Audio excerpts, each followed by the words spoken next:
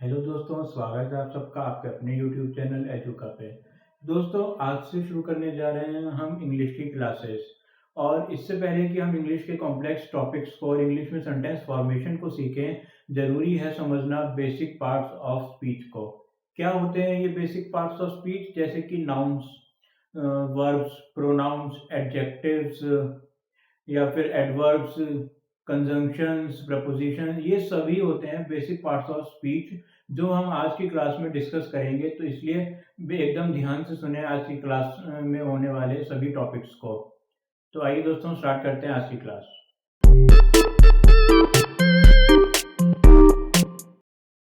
तो उठाते हैं हम आज का पहला टॉपिक, नाउन। क्या होता है ये नाउन? हिंदी में सुना होगा आप लोगों ने संज्ञा। बस संज्ञा को अंग्रेजी में हम नाउन बोल देते हैं। यानी कि किसी भी इंसान का नाम, मेरा नाम, आपका नाम, हमारे सभी दर्शकों का नाम, हमारे चैनल का नाम एजू का, किसी भी थिंग का नाम या कोई भी थिंग, जैसे कि box, camera, board, marker, duster, ये सभी थिंग्स को भी नाउन कहा जाता है। मोबाइल। अब एक और आगे देखते हैं कि जितने भी पशु पक्षी जानवर हैं हमारे, ये सब भी नाउन है।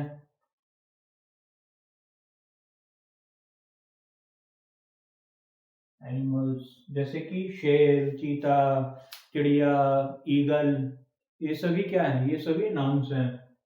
अच्छा, और जगहों के नाम, जैसे कि आगरा, दिल्ली, या फिर अमेरिका, इंडिया, या फिर समुद्रों के नाम हो गए जैसे अंटार्कटिक ओशियन, इंडियन ओशियन। नदियों के नाम, गंगा नदी, यमुना नदी, प्लेस।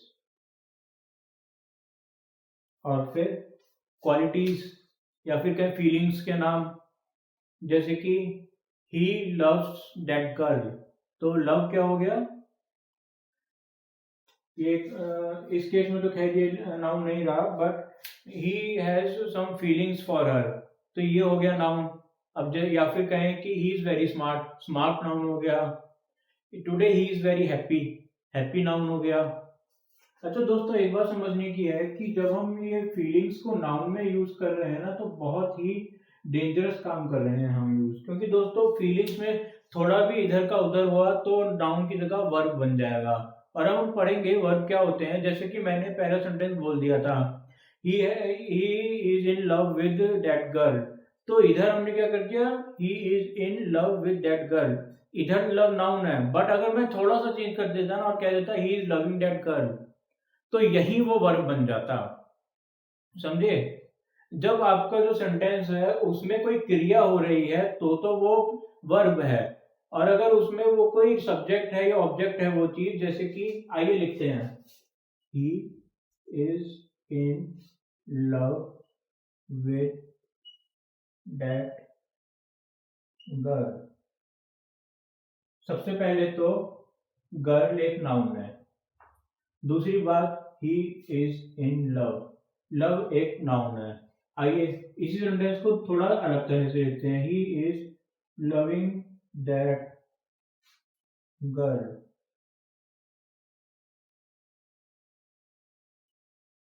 ये हाँ, यहाँ हमने कहा वो उस लड़की को प्यार करता है, इसलिए प्यार इधर हो गया एक एलिमेंट ऑफ नाउन। इधर हमने कहा कि वो उस लड़की से प्यार कर रहा है। अच्छा दोस्तों, ये सेंटेंस हमने लिख तो दिया, इधर इसको वर्ब भी यानी कि क्रिया भी हमने डिक्लेयर तो कर दिया। पर दोस्तों, एक रूल समझिएगा, लविंग जैसा अक्षर इंग्लिश में होता ही नहीं है। जी दोस्तों, आपने सुना भी होगा, I am loving it. McD का जो फेमस डायलॉग है दोस्तों, वो उनका एक ट्रेडमार्क है। बट जब आप इंग्लिश सीख रहे हैं तो ये समझें कि लविंग जैसा कोई वर्ड होता ही नहीं है। ठीक है दोस्तों? अच्छा, एक और अब देखते हैं एग्जाम्पल अपना। The young boy wrote a letter for her mother. Young boy wrote a letter for his mother. आइए देखते हैं इसमें क्या क्या नाउन है। बॉय नाउन है, ठीक। लेटर डेफिनेटली एक नाउन है। थिंग, मदर भी एक नाउन है। पर्सन, ठीक है। तो यहाँ हमारे 3 नाउन हो गए, ये हो गया हमारा नाउन क्लियर। अब देखते हैं हम दोस्तों, ये मैं दोबारा लिख देता हूँ फीलिंग्स को। इसी खींच लीजिएगा फोटो, और यहीं से ही हम कंटिन्यू करेंगे अपने प्रोवर्ब को, pronoun.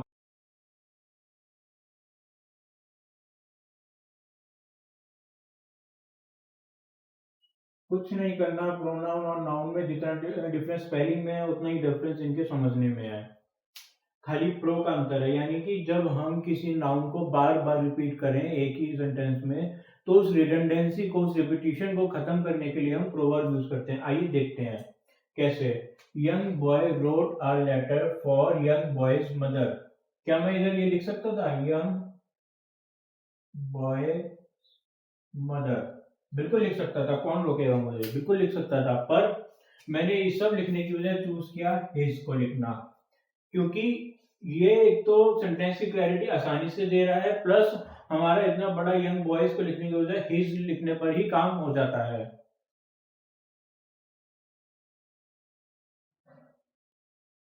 Ram is intelligent, comma, he scores good marks।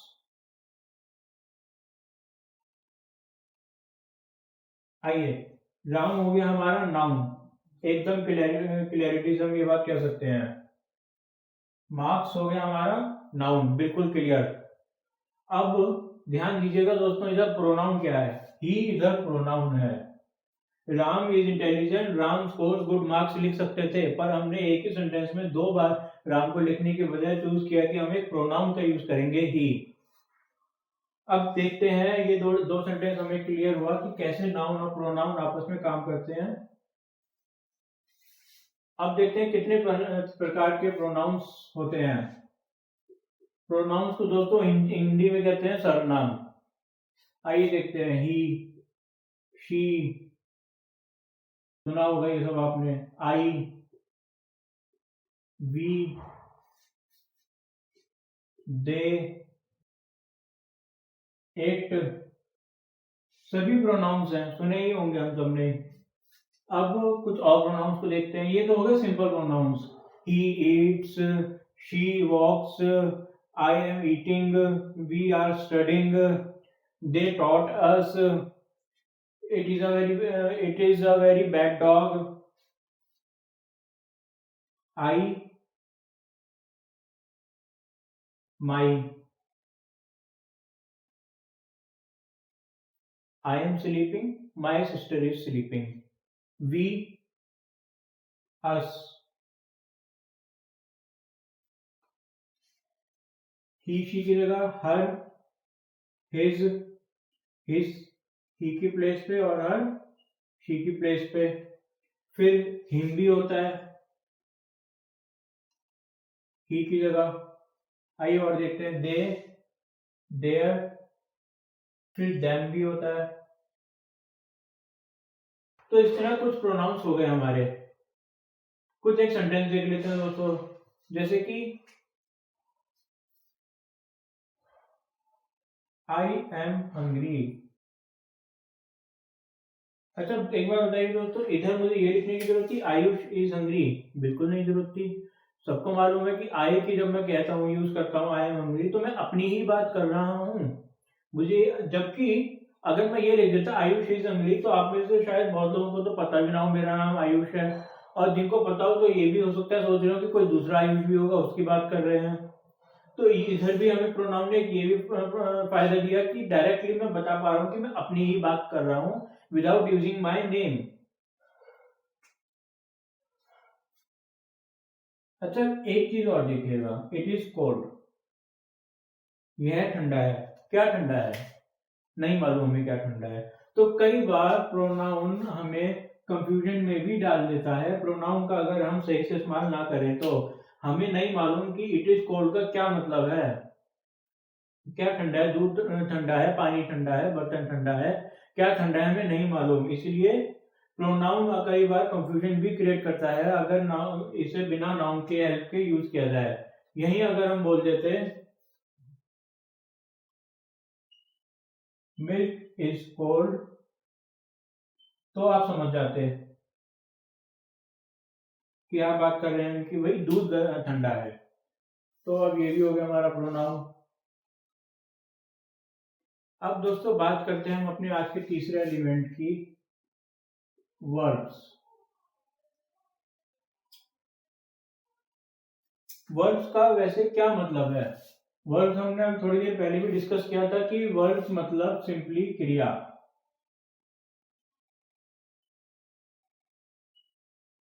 क्रिया को वर्ब कहा जाता है, ठीक है।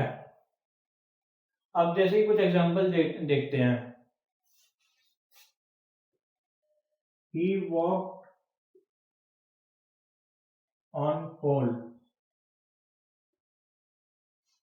जैसे कि आपने देखा होगा कि कई लोग होते हैं कि एक लंबी सी डंडी लगाते हैं और उसके पतली सी डंडी उसके ऊपर चलते हैं। तो मैंने वही कहा, ही वॉक ऑन पोल। तो इधर वर्ब क्या हुआ? क्रिया क्या है हमारी? वॉक। ठीक, आइए एक और देखते हैं। ही रोट अ लेटर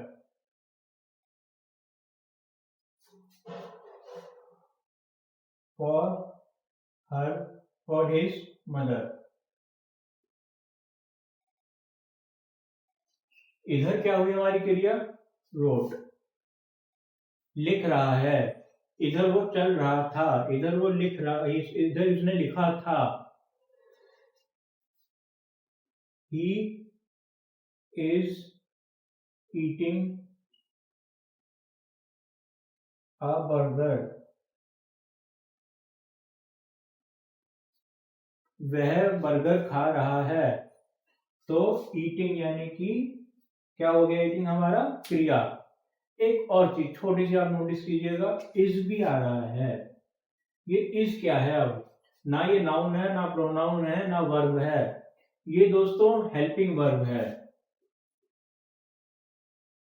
जिस तरह वर्ब्स होते हैं जो हमें क्रिया के बारे में बताते हैं, ये हेल्पिंग वर्ब्स हमें बता तो कुछ नहीं रहे हैं, बट ये हेल्पिंग वर्ब्स हमें मदद करते हैं हमारे सेंटेंस को वर्ब से जोड़ने में, या फिर कहें कि हमारे नाउन्स एंड प्रोनाउंस को वर्ब से जोड़ने में। जो छोटे छोटे हमारे अक्षर हैं जैसे इज, एम, ये सब हमारी मदद करते हैं वर्ब्स को जोड़ने में। आइए हेल्पिंग वर्ब्स ये देखते हैं कौन कौन से होते हैं। इज, एम, वास, वर, ये कुछ हो गए हमारे हेल्पिंग वर्ब्स। आर। अच्छा, एक चीज ध्यान में दीजिएगा दोस्तों, जब हम हेल्पिंग वर्ब्स की बात कर रहे हैं तो एम जो है ना, ये सिर्फ और सिर्फ आई के साथ ही आता है। ठीक। अब एक और चीज दोस्तों ध्यान दीजिएगा, is used only in present form. आज की बात करेंगे तो ही इसका यूज होगा। और वास और वर यूज होते हैं पास्ट के लिए, जिनमें से वास यूज होता है पास्ट के लिए, जिनमें से वास यूज होता है सिंगुलर के लिए।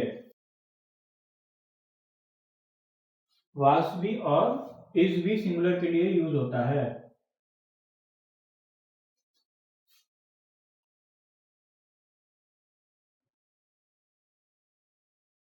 अच्छा, कई लोग होते हैं जिन्हें आदत है खैरी पुलाव बनाने की।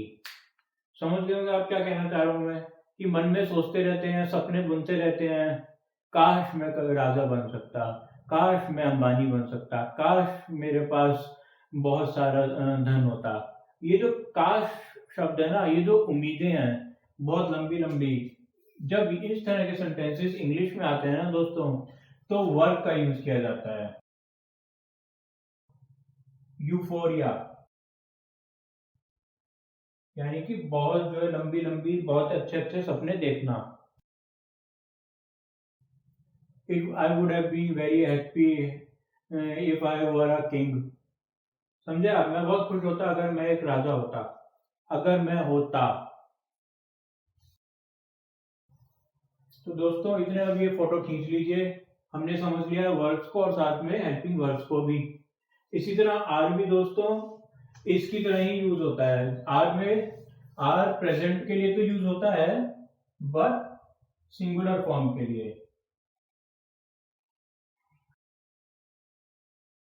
अच्छा, कुछ और भी हेल्पिंग वर्ड्स हम देख लेते हैं। विल, शैल, ये दोनों फ्यूचर के लिए हैं। बी, बीन, ये दोनों भी हेल्पिंग वर्ड्स हैं। तो ये हो गया हमारा हेल्पिंग वर्ड और वर्ड्स की पूरी क्लैरिटी। आइए अब अपना नेक्स्ट टॉपिक देखते हैं। तो दोस्तों अब हम नेक्स्ट स्पीच का पार्ट देखते हैं अपना एडजेक्टिव्स। क्या होते हैं ये एडजेक्टिव्स? किसी की तारीफ करना, बुराई करना, किसी के बारे में कुछ बताना। किसी का मतलब कोई नाउन हो या फिर कोई प्रोनाउन हो, तो उन सब के बारे में जब हम बताते हैं तो वो कहलाते हैं एडजेक्टिव्स। आइए देखते हैं क्या है ये एडजेक्टिव्स। जैसे कि quantity, I have bought 6 dozen bananas. तो 6 डजन हो गया क्वांटिटी यानी कि एडजेक्टिव।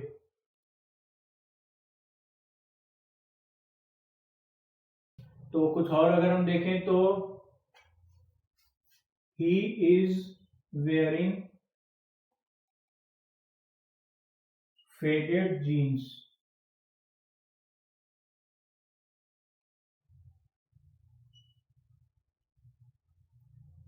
वह फेडेड जीन्स पहन रहा है।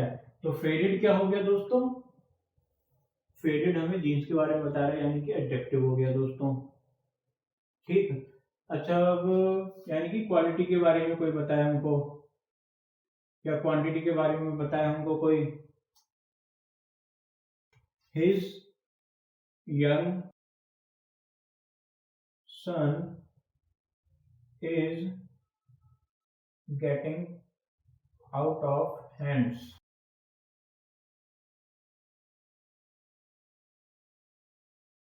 क्या मतलब है इसका? कि उसका जवान लड़का हाथ से निकल रहा है। कहते हैं ना अक्सर हम कि वो लड़का या वो लड़की हाथ से निकलती जा रही है, यानी कि वो बिगड़ती जा रही है। तो यंग सन, इसमें यंग सन को रिप्रेजेंट कर रहा है, इसलिए यंग हो गया सीधा एडजेक्टिव। ठीक है दोस्तों। अच्छा, एक और चीज दोस्तों देखिएगा, हिज भी इधर हम एडजेक्टिव कह सकते हैं क्योंकि किसका सन? उसका सन। हिज भी एक तरह से रिप्रेजेंट कर रहा है, सन के बारे में हमें कुछ बता रहा है। तो ये हो गया हमारा एडजेक्टिव्स। अब जैसे कि एडजेक्टिव्स होते हैं, इसी तरह होते हैं एडवर्ब्स। एडजेक्टिव्स तो बात करते हैं नाउन की या फिर प्रोनाउन की। एडवर्ब्स किसकी बात करते हैं? एडवर्ब्स बात करते हैं वर्ब्स की तारीफ करते हैं या वर्ब्स की बुराई करते हैं। He is walking slowly.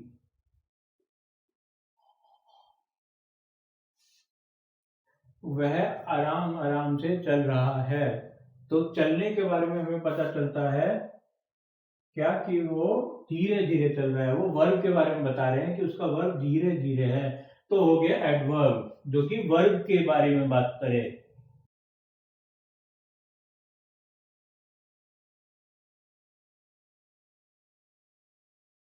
अब आगे हम बनाते हैं ही इज ईटिंग हरिडली। बहुत जल्दी जल्दी खा रहा है वो। तो ईटिंग के बारे में बात करी हमने, बहुत जल्दी जल्दी खा रहा है। तो ईटिंग के बारे में जो बात कर रहा है हरिडली, वो हो गया हमारा एडवर्ब। तो यानी कि एडवर्ब वो जो वर्ब के बारे में बताए, वर्ब की यानी कि क्रिया की विशेषता बताए। तो दोस्तों अब हमारा टॉपिक आ गया नेक्स्ट, प्रपोजिशन। प्रपोजिशन क्या होते हैं ये प्रपोजिशन? जैसे कि दोस्तों प्रपोजिशन वो होते हैं जो कि दो नाउन्स के बीच का रिलेशनशिप बताते हैं या बताएं कि किसी भी नाउन या प्रोनाउन की लोकेशन, जैसे कि he is hiding in that room, यानी कि क्या कह रहा है कि वो बंदा जो है उस कमरे में छिपा हुआ है, तो इन हो गया प्रपोजिशन। ही का रिलेशनशिप बता रहे हैं रूम से। ठीक, अब कुछ और देखते हैं। मान लीजिए we are all under the hands of God, we are all under the hands of God. Under relationship बताया जा रहा है वी का हैंड्स ऑफ गॉड से, तो ये हो गया एक प्रपोजिशन। अच्छा, एक और चीज देखिए, salt is kept besides the paper.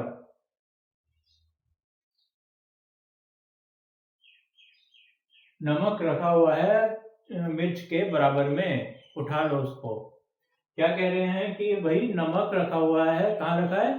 Paper के बगल में तो रखा है, उठा लो, हमें क्यों परेशान कर रहे हो? तो ये जो बिसाइड्स है ये सॉल्ट का पेपर से रिलेशन एस्टेब्लिश कर रहा है, प्लस प्लस सॉल्ट की लोकेशन भी बता रहा है कि पेपर के पड़ोस में रखा हुआ है सॉल्ट। तो यही हो गया प्रपोजिशन, जो या तो नाउन्स के बीच का रिलेशनशिप बताए या फिर हमें बताए कि किसी भी नाउन या प्रोनाउन की लोकेशन का हिंट हमको मिले उससे। तो अब देखते हैं नेक्स्ट टॉपिक। तो दोस्तों अब हम बात करते हैं कंजंक्शंस की।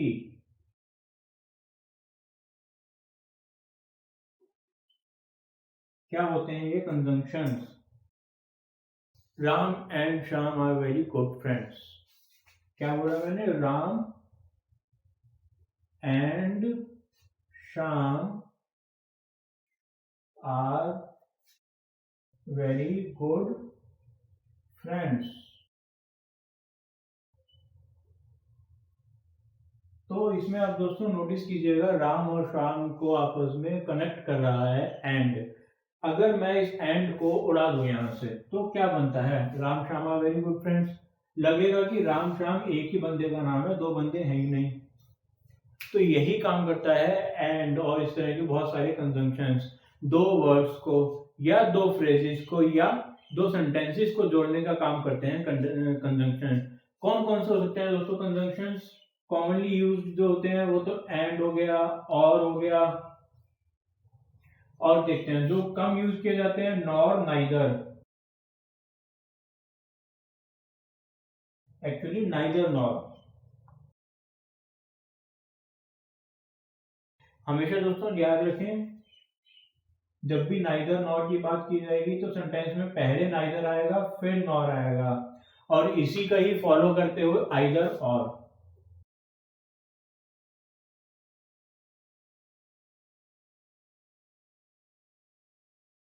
neither he himself is doing something nor he is letting me do anything। क्या बोला मैंने? neither he is doing something, neither he is doing anything nor is he letting me do any work। ना तो खुद काम कर रहा है ना मुझे कोई काम करने दे रहा है, और ये बात बता रहे हैं नाइदर और नॉर। नहीं तो क्या होता दोस्तों? He is not doing anything, he is not letting me do any work. दो अलग अलग सेंटेंस होते हैं, पर उन दोनों सेंटेंस को जोड़ने के लिए हमें नाइदर नॉर का यूज करना ही पड़ा। और इन्हीं नाइदर नॉर को जिन्होंने दो सेंटेंसेस जोड़े उन्हें कंजंक्शंस कहा जाता है। तो ये हो गया हमारे कंजंक्शंस। अब दोस्तों बात करते हैं इंटरजेक्शंस की। इंटरजेक्शंस क्या होते हैं दोस्तों इंटरजेक्शन? मान लीजिए आप जा रहे हैं सिंगापुर घूमने और 3 महीने दो लगभग मान लीजिए 1.5 साल से तो आप कोरोना के चक्कर में नहीं गए और उससे 1 साल पहले आप प्लानिंग बनाते रह गए, तो 2.5 साल आप जो है बाद आप घूमने जा रहे हैं और वो भी जा रहे हैं सिंगापुर, बड़े आप खुश हैं, तो कैसे कहेंगे आप ये I am going for trip to Singapore? तो ये आई एम गोइंग यानी कि हम बहुत ज़्यादा खुश हैं, उसको रिप्रेजेंट कर रहे हैं अपने ये जैसे शब्द से। Hippie, I am very happy today, hippie, इस तरह के जो अक्षर होते हैं ना दोस्तों, ये होते हैं इंटरजेक्शन, यानी कि हमारे एक्सट्रीम इमोशंस को जो रिप्रेजेंट कर रहे हैं। Shit man, I am very sad today.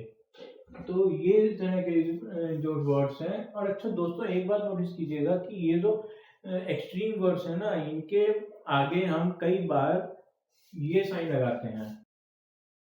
क्या है ये साइन? ये साइन है एक्सक्लेमेटरी मार्क। ये yippee,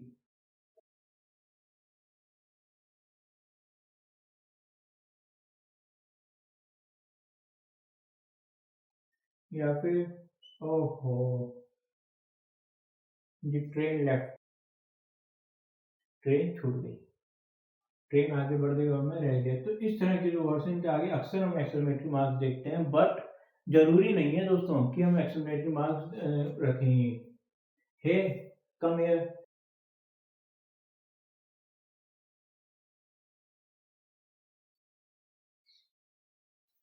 हे इधर आओ। तो ये ए जो हो गया ये हो गया हमारा इंटरजेक्शन, पर इसके आगे कॉमा लगा ना कि एक्सक्लेमेटरी मार्क। तो दोस्तों आप समझे कि वही हमारे एक्सट्रीम इमोशंस को रिप्रेजेंट करता है इंटरजेक्शन, जिसके आगे कई बार मोस्टली एक्सक्लेमेटरी मार्क भी लग जाता है। तो इसी के साथ दोस्तों हम आज की क्लास कंक्लूड करते हैं और उम्मीद करते हैं कि आपको बेसिक पार्ट्स ऑफ स्पीच सभी समझ में आ गए होंगे, और आने वाली क्लासेस में हम एक एक पार्ट को लेंगे और डिटेल में डिस्कस करने जा रहे हैं। तो दोस्तों अगर आपको हमारी आज की वीडियो पसंद आई तो लाइक शेयर कमेंट करना ना भूलें। साथ ही अगर आपने अभी तक हमारे चैनल को सब्सक्राइब नहीं किया है तो प्लीज़ चैनल को सब्सक्राइब करें और साथ में दिए गए बेल आइकन पर क्लिक करना ना भूलें। Thank you.